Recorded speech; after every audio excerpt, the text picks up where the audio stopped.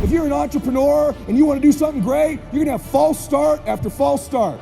That's what you need to be doing, and it can't be forced. Greatness is the most demanding mistress you're ever going to encounter. Rise and shine, it's espresso time. I wake up every morning. Espresso keep me going. I wake up every morning. Hey, it's Evan Carmichael, and this channel was created to help you overcome the #1 challenge that is holding you back, a lack of belief in yourself. You watch these videos because you know there's something more inside you as well. You've got Michael Jordan level talent at something. So let's start your day off right together. Grab your coffee and sip on today's message from Ed Mylett. Also, if you want to have more confidence, check out my 254 series. It's free. The links to join are in the description below. Keeping promises that you actually make to yourself.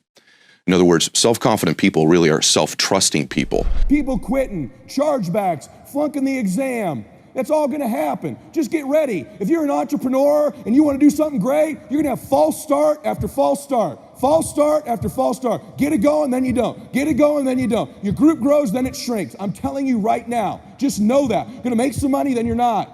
Being an entrepreneur, tons of false starts, tons of setbacks. But see, a guy like me, I knew someone was better than me. There's more talented people than me, probably more talented than you. But like my dad said, the best ability is availability.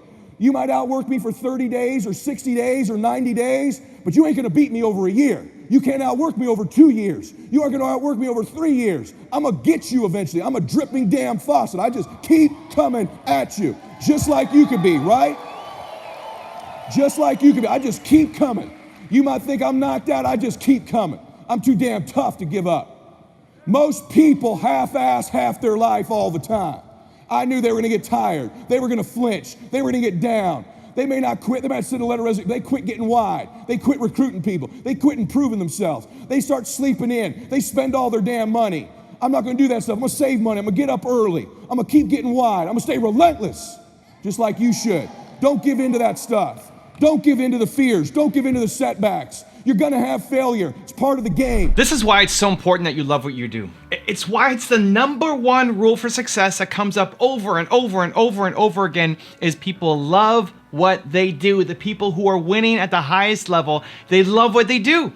That allows them to be relentless, because you can talk about being relentless and giving it all you've got and going all in and grinding and giving 110%.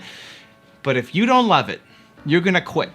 It may not be after a day, may not be after a month, may not be after a year, but you're gonna quit. When it gets too hard and you don't love it, you will quit. This is why so many entrepreneurs fail, because you're just chasing an opportunity. You're just looking at the fastest way to make a buck in 2019, in 2020, in 2021, the fastest way to make some money. You're gonna give up unless you love it. Now, money's important, it's gotta be in your top 5, but it's not #1. It can't be #1. If money's your #1, you're gonna fail.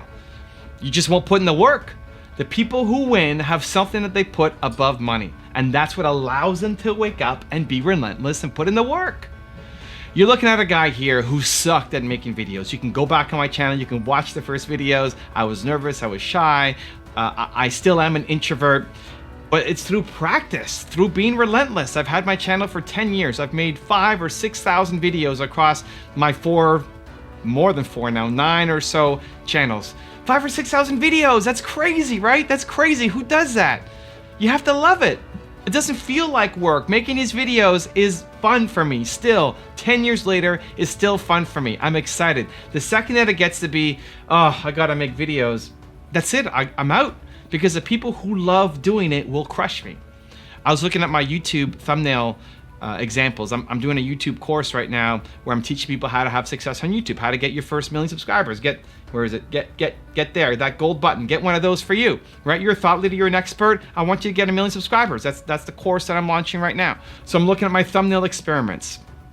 I have 130 thumbnail experiments happening right now on my channel. I'm testing 130 different variations. Then I went to completed, and what we've completed and gone through. 1,100 something completed thumbnail experiments, just on thumbnails. Just testing my thumbnails, we've done over 1,100 different experiments. That's crazy, right? Testing big changes like not having text on a thumbnail and making it purple and crazy colors, to really little tiny changes. Like, what if we just tweak this person's eyes? What if we alter the shade of orange? Just little tiny changes that most of you probably never notice. Why? I love it. I can't help it. I wake up and I think about this stuff. And that's what I want for you. That's what you need to be doing, and it can't be forced. Jerry Seinfeld calls it the torture that you can endure. The torture that you can endure. Most people talk about passion and purpose, which is great, but it's torture for other people. Me stepping into Ed's schedule should be torture for me because I don't want his life. I don't want to do what he's doing. It should be torture. How much he's working, how much he's grinding, how much he's chasing down his vision should be torture for me. And same thing the other way, him stepping into my schedule and filming 6,000 videos and doing the work that I'm doing, split testing thumbnails and making content for you, that should be torture for him. If I step into your life, it should be torture for me. If you're an accountant and I stepped into your life, I would hate my life. And no matter how much I listened to videos that said be relentless and keep going and push through, I would quit. I would hate my life so much that I'll never be great at doing this thing. Don't be an accountant if you don't want to be an accountant. You've got to chase down and find the thing that you love. You've got to do the things that give you energy. And that's the big takeaway. Look at what is giving you energy. Look at the activities, the people, the habits, the work that doesn't take energy away, but it lifts you up. If I'm talking to entrepreneurs, it gives me energy. As the night goes on, I only get better. When I do my Thursdays of public facing day of meeting people and doing podcasts and interviews and workshops, I only get better with time. Helping entrepreneurs gives me energy. Pay attention to what gives you energy. Pay attention to the people that give you energy and surround yourself with them more. Pay attention to the activities that give you energy and do more of that. It doesn't mean you necessarily have to go and quit your job and burn the boats and cut all your ties and go all in. You don't have to, but make progress.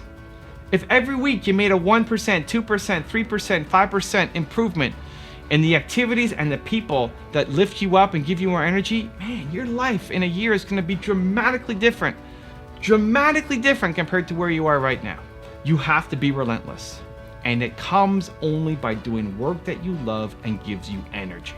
Now I've got a really special bonus clip that I think you're gonna enjoy, but before that, question of the day, I wanna know what's one change you're gonna make in your life, one change that will give you more energy consistently. Let me know down in the comments below. And if you promised to take action after watching this video, give me a hashtag believe in the comments as well to make it official. My counterintuitive advice is just the power of brute force. And I mean that. I think that it's always about intellectualizing and thoughtfulness and listening to more podcasts and reading more books and all of that.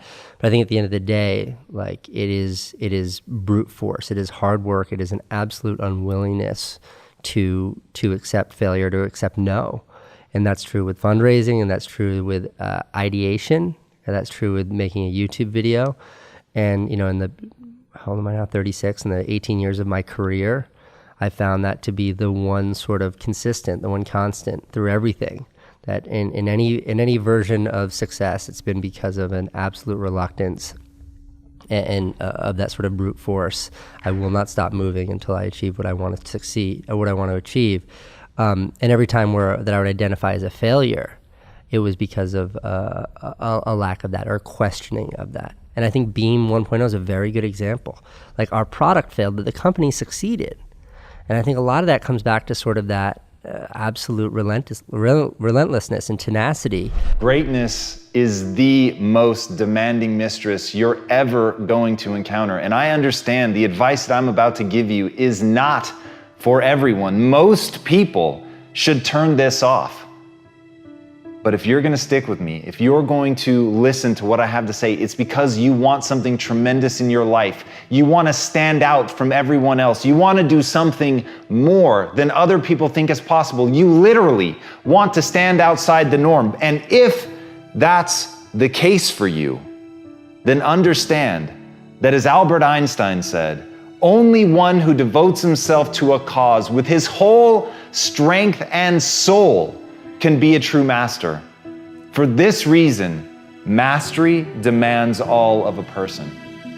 If you want to get great, if you really want to make a skill set your own, if you want to be able to do something, and at the end of the day, if you want to transform the world, if you want to make grand changes, if you want to do all of that, all the empty words that people spout all the time, let me tell you, the only thing that's going to separate you from all the other blowhards who are just talking words and will never do anything is to give yourself over completely, to let that obsession, let that thing that you love completely consume you. And in that, your only chance to really become great lies.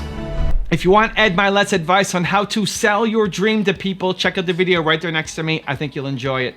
Continue to believe, and I'll see you there. Great entrepreneurs are constantly conscious of selling the dream to their employees, to their clients, to their vendors.